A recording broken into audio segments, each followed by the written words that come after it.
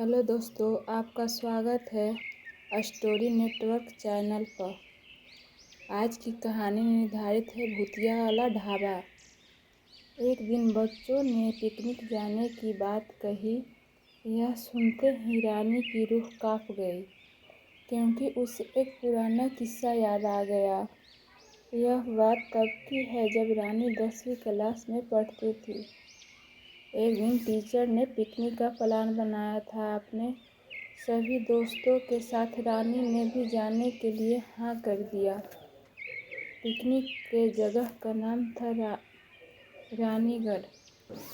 School से करीब सब लोग बच्चों पिकनिक पे जा रहे थे, इसीलिए करीब 30 बस सभी बच्चों को लेने के लिए तैयार थी। रानी अपने सभी दोस्तों के साथ पिछले बस में बैठ गई। सभी हंसते मस्ती करते हुए बस से जा रहे थे। तभी कुछ दूर जंगल के पास पहुंचकर उसी बस से तेज आवाज आई। वो वक्त रात के करीब 1 बज रहा था। ड्राइवर गाड़ी से बाहर निकला तो उसे पता चला कि टायर फट चुका है। ड्राइवर ने सबसे कहा कि बस के टायर फट गए हैं और इसे बदलने में करीब 2 से 2.5 घंटे लगेंगे। आप सब नीचे उतर जाइए, मैं इसे बदल देता हूँ। आप लोग पास के ढाबे में जा सकते हैं, वहाँ गर्मा गर्म चाय पी लीजिए और मैं इस टायर की फटाफट बदलने की कोशिश करते हैं। ड्राइवर के बात सुनते ही सभी बस से उतर गए और पैदल चलते हुए पास के ढाबे पर पहुँचे। वहाँ एक बूढ़ा व्यक्ति चाय बना रहा था। इतनी रात को ढाबा खुला हुआ देख किसी इंसान को चाय बनाते देखकर सबको हैरानी हो चुकी। उस बूढ़े इंसान ने कहा, आप सब चाय पी लीजिए। यहाँ अक्सर लोगों की गाड़ी खराब हो जाती है, इसीलिए मैं भी अपना ढाबा हरदम खुला रखता हूँ। आप जैसे राहगीरों को कुछ मदद हो जाती है। उनकी बात सुनकर सब लोगों ने चाय की ऑर्डर दे चुकी। उन्होंने कुछ ही देर के बाद सबको चाय बनाकर मेज पर रख दिया। चाय पीते हुए रानी ने आंखों एकदम ढाबे की छत की तरफ गई। वहां रानी ने एक औरत को सफेद रंग की साड़ी में खुले बाल लहराते हुए देखा। कुछ देर बाद वो जरा जोर जोर से हंसने लगी। भले ही हंसने की आवाज किसी को सुनाई दे नहीं रही थी, लेकिन रानी ने उसको मुंह खोलकर हंसते हुए देखा था।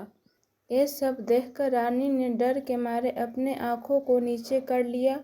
कांपते हुए किसी तरह रानी ने चाय दोबारा पीने शुरू ही किया कि उसी वक्त जोर जोर से चीखने की आवाज सुन जंगल से ढाबे में बैठे हुए सभी बच्चों और टीचर उस आवाज को सुनकर डर गए। सबको डरा हुआ देखकर उस बूढ़े इंसान ने कहा कि मैं देखकर आता हूँ क्या हुआ है, आप लोग यहीं बैठे रहो। इतना कहकर वो आवाज की तरफ बढ़ गया। तभी एक लड़की को खून की उल्टी लगातार होने लगी। उस लड़की को देखकर सबको और भी हालत खराब होने लगी। उसी समय एक टीचर ने कहा कि तुम सब आग जलाकर और एक ग्रुप बनाकर उस आग के गोलाकार कर बैठ जाओ। सबने मिलकर आग जलाई और गोल घेरा करके बैठ गई। टीचर ने तेज आवाज में बोला कि कोई भी लड़कियां अकेले कहीं नहीं जाएगी। वैसे भी सब इतना डरी हुई थी कि अकेले कहीं जाने की हिम्मत नहीं हो रही थी। आग के पास बैठे बैठे करीब 3 बज गए थे। तभी कहीं जाकर वो बूढ़ा इंसान जंगल से लौटकर आया। उसने सबकी ओर देखा और कहा कि उस चीज को सब लोग भूल जाना, नहीं तो जीना मुश्किल हो जाएगा। इतना कहकर वो बूढ़ा ढाबे के अंदर चला गया। तभी ड्राइवर भी बस की टायर बदलकर ढाबे पर पहुंचा। तभी सभी लोग भगवान का नाम लेते हुए उस बस में बैठ गए। टीचर ने बस में बैठते ही कहा कि कोई एक दूसरे से बात नहीं करेगा। सीधे बस चलती गई और टीचर ने कहा कि सीधे सब चुपचाप सो जाओ, और फिर सारे बच्चे टीचर की बात सुनकर सो गए। उसके बाद पिकनिक के स्थान पर पहुंचे और करीब 1 हफ्ते बाद घूमकर अगले दिन वापस आए। पिकनिक में किसी ने दूसरे बस के बच्चों से उस रात के बारे में कुछ नहीं कहा, क्योंकि टीचर ने मना किया था।